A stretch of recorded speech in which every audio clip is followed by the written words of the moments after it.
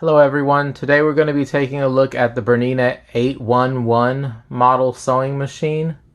This machine is very similar to the Bernina 830 record sewing machine and is nearly identical to the 831 sewing machine with the exception of this being a flatbed and the 831 being a free arm.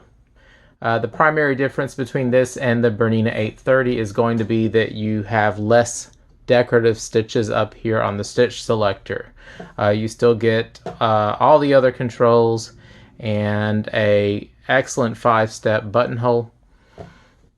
More information about this machine will be in the description below. I believe the manual is still available for free from Bernina.com. If it is, I will link that in the description below. If not, I'm unable to provide you with a copy of the manual. So let's go ahead and take a look at this machine. So the first thing I'm going to start with are the different parts of the machine you see in front of you. So you have back here 2 spool pins. That means you can use a twin needle if you would like to. Up here is the bobbin winding mechanism. This is your stitch selector. Pull it out to change stitches and move it to the stitch you want and release. Moving over, we have the bobbin winder tensioner. Right here is the thread tension dial. Any changes that you make here are reflected here in this window. You've got a thread guide that runs down, another thread guide here, your take-up arm, another thread guide, and your needle. This machine uses proprietary Bernina feet. This machine here, though, I do have a low shank adapter, which allows you to use any domestic low shank feet you may already have, including attachments. And it will also include a snap-on adapter so that you can use snap-on feet.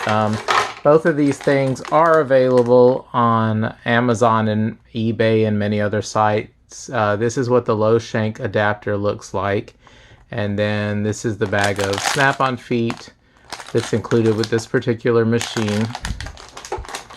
It also comes with 5 bobbins. These Berninas use class 15 style bobbins, but they can be a little temperamental, so make sure that you're buying high quality ones or just buy Bernina ones. Over here on the left is your light switch. This machine runs regardless of whether or not the light is on, so if you have any children around, make sure to unplug it. Right here you have your stitch width selector, so 0 is always going to be straight stitch. Anything above that is going to be some form of zigzag or decorative stitch. In the center of that dial is the needle position selector, so moving that moves the position of your needle left, right, and center. And then you've got your buttonhole function, numbers 1 through 5. And your stitch length selector.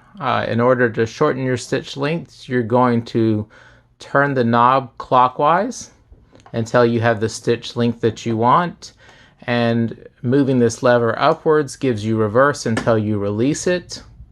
Down to the right is going to be the feed dogs. This machine allows you to drop the feed dogs in order to do darning in free motion. Right now they're down. Pushing it to the left brings the feed up. This is your hand wheel here. You always want to turn that towards you or counterclockwise. In the center, you can't really see it, but there's a clutch knob. You would hold the outside of the hand wheel and turn the clutch knob counterclockwise to disengage the sewing mechanism. And that's what you would do before winding a bobbin, unless you wanted to wind a bobbin while you were sewing. This here is your bobbin access door. It holds itself up. And I believe that's all the parts of the machine. So what I'm going to do next is show you how to wind a bobbin and thread this machine.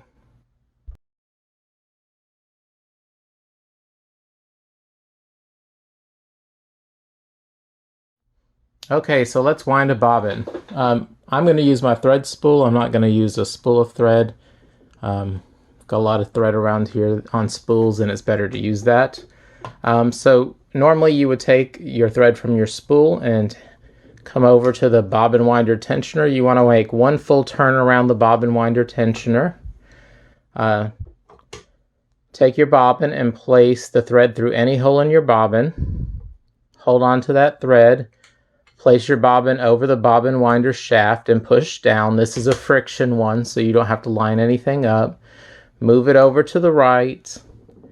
Make sure that your sewing mechanism is disengaged by declutching it. Again, hold the hand wheel and then turn the center knob counterclockwise.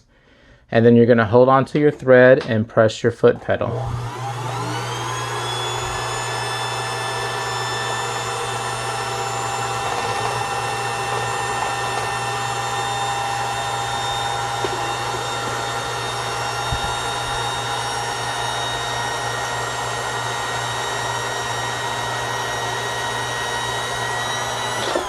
So as you saw, when the bobbin is full, the bobbin winder will stop winding.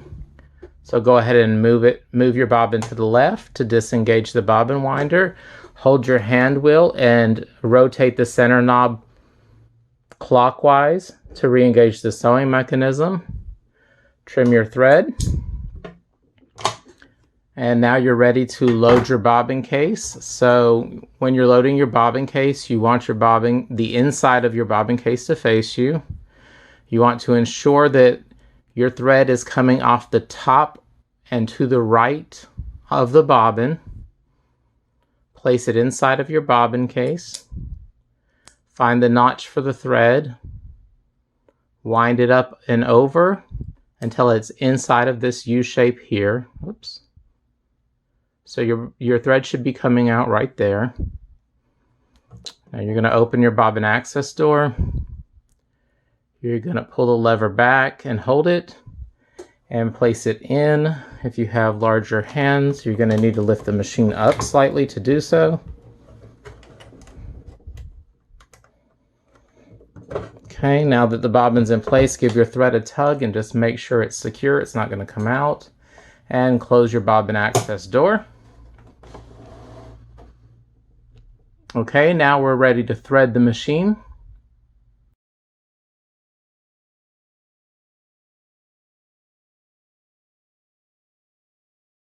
So to thread the machine, I want you to pick up the thread that you had earlier.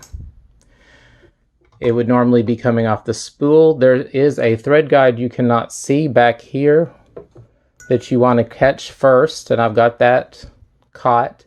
You want to make sure your foot is raised so that the tension discs are open. Then you're going to take your thread and go straight until you're coming through this pathway here. You're going to come to the thread guide and you're going to go left, kind of a U-turn. Then with your take-up lever at the highest position, you're going to go from right to left and make sure the thread slips in and is coming out the other side. You'll come down. You will catch the thread guide above the needle.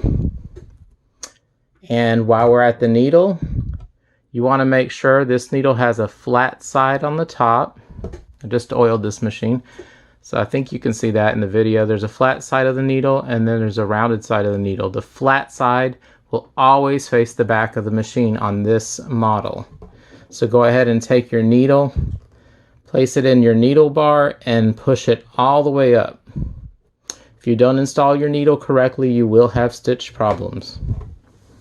Now you're going to thread your needle from front to back. So I'm going to pause here while I fool around with that, and I'll be back when the needle's threaded. Okay, now that we have the needle threaded, we want to hold on to the thread coming out of the needle. We want to turn our hand wheel so that the needle goes all the way down and all the way back up one time, and then give that thread you have in your hand a tug. The loop that comes up from the bottom, you'll see it here, is the bottom thread. Pull that through until you can see two ends of thread coming out. Now you want to take that thread, you want to place it underneath your foot and towards the back of the machine. So the machine is now threaded and ready to sew.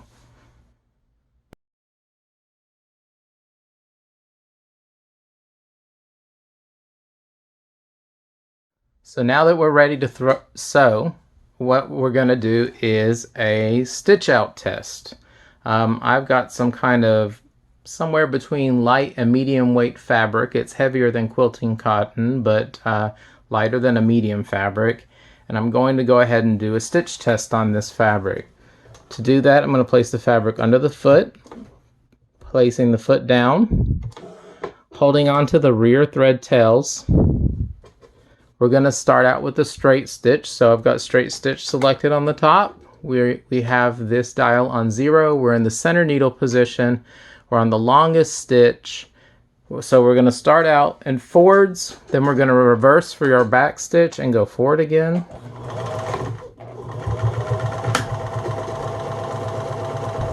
And this machine is extremely quiet.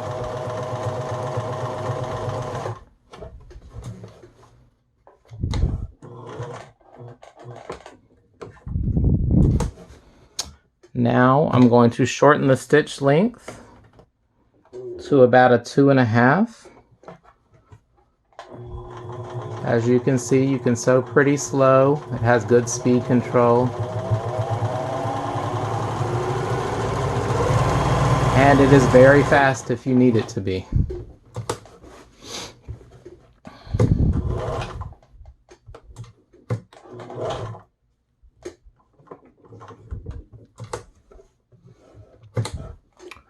So now that we've done a straight stitch, let's move on to a zigzag stitch. I'm going to start out with maybe a narrow zigzag, and let's do a length of 2.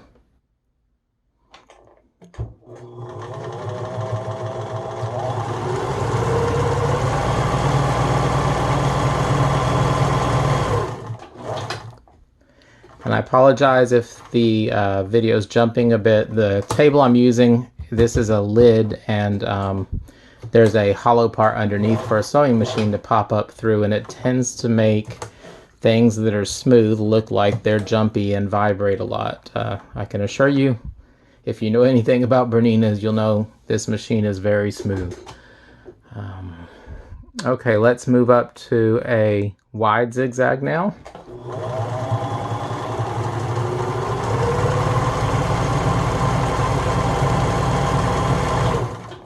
And it may be my imagination, I do have a Bernina 830 record as well, but to me this machine seems faster at full speed. And I'm a bit partial to the flatbeds because I don't sew garments, so I don't really need a free arm. I find flatbeds easier to use.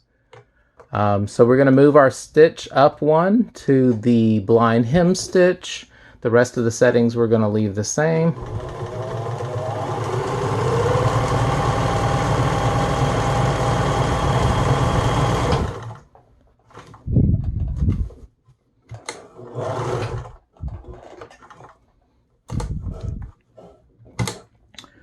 Let's move on. We have a serpentine stitch. Is very similar to a multi-point or a 3-step zigzag, but it does more of a snake shape to it. It doesn't have points on the left and right. For that, we're going to shorten our stitch length to 1.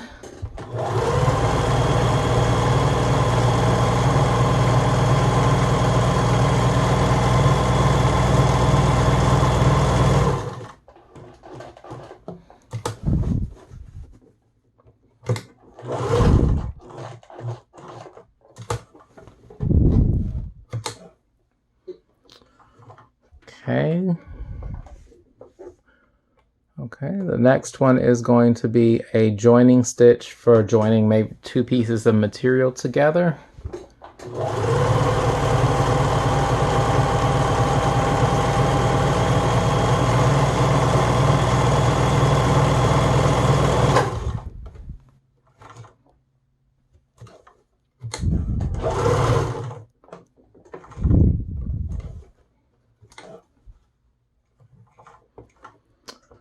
Moving up, this is the elastic stitch. Believe this one has to be stitched at 0.5 millimeter stitch length, similar to the buttonhole length.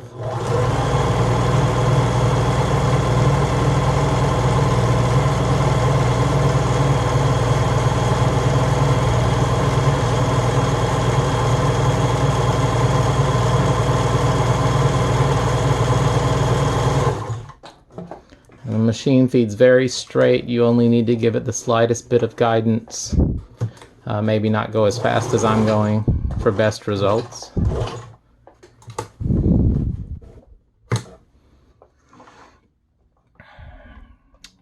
Moving up. So this stitch, I'm not sure, it looks like another blind hem stitch, but I'm pretty sure it has a different name, so please consult the manual if you want the exact name for this stitch. We're going to move back to the stitch length of 2.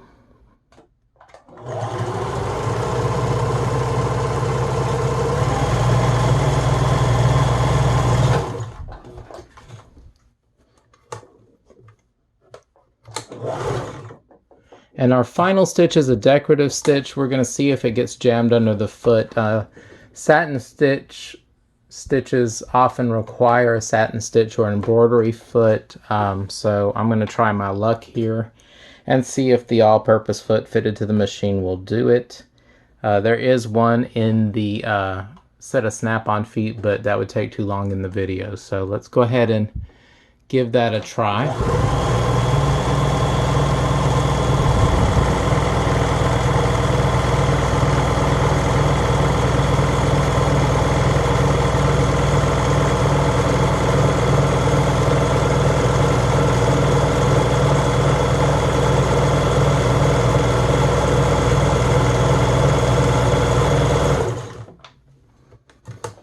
Okay, I shortened that a bit as it went and it got prettier.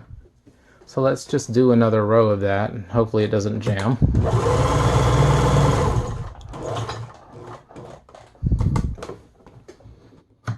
Because now it's got a very nice satin look to it.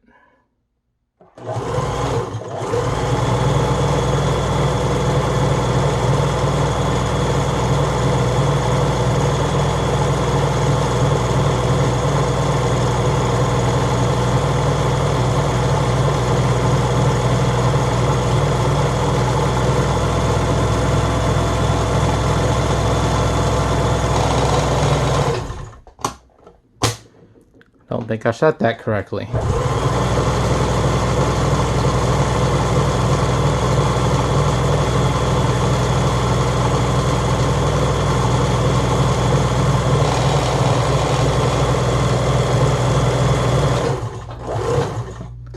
Well, I guess I'm gonna have to look at that. It needs tightening somehow.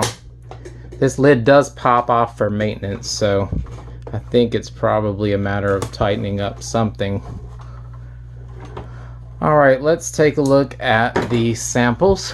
So at the very bottom, trying to get the camera to focus on this, I hope it's clear, is the decorative stitch with the short satin stitch. You'll notice here, this is the same stitch with the longer stitch length, and this is the shorter satin stitch length.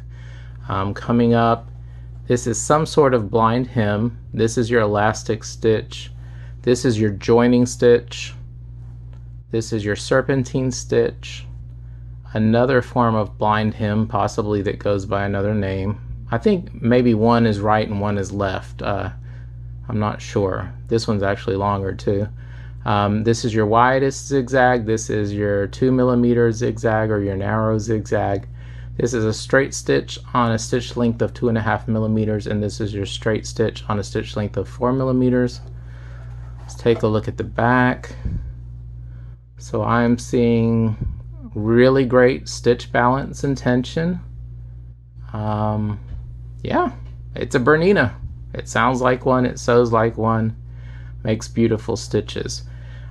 So the only thing I want to mention about this machine, because part of the reason for this video is selling it. I am downsizing my collection. I thought I would never get rid of this particular machine. In fact, I thought that 830 record would be the first one to go. The one thing I wanted to mention about this machine is it's in fantastic cosmetic condition for the most part. There's a little nick here. This is the biggest cosmetic defect right here. It's got a little scuff on the cover. And there's a slight tiny bit of wear on the edge. I really don't think this machine was used hardly at all. When I bought it, it was in a table. I put it in the case for space reasons. The one thing I need everyone to know, and notice even the plastic isn't yellow, a lot of these get yellow plastic right here, is that during COVID we really needed to use this machine, and so it got hardwired. So this is in there with some silicone glue, hardened silicone glue, and what's it called? Heat shrink over the wire, all over the wires. It is permanently wired. It is very safely done, but it is permanently done. You would have to work pretty hard to take the wiring off of this. So just so you know, in case you're looking at this video for purchase, it's very clean. It's been freshly oiled. See if you can see the bottom of it there. Very clean, good condition. And I'll show you underneath the top too, since that's where the plastic gears are in this machine.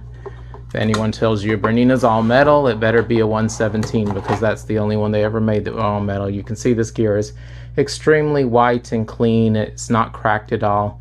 There's another one over here that's got a little bit of a brown tone, but again, there are no cracks in it whatsoever.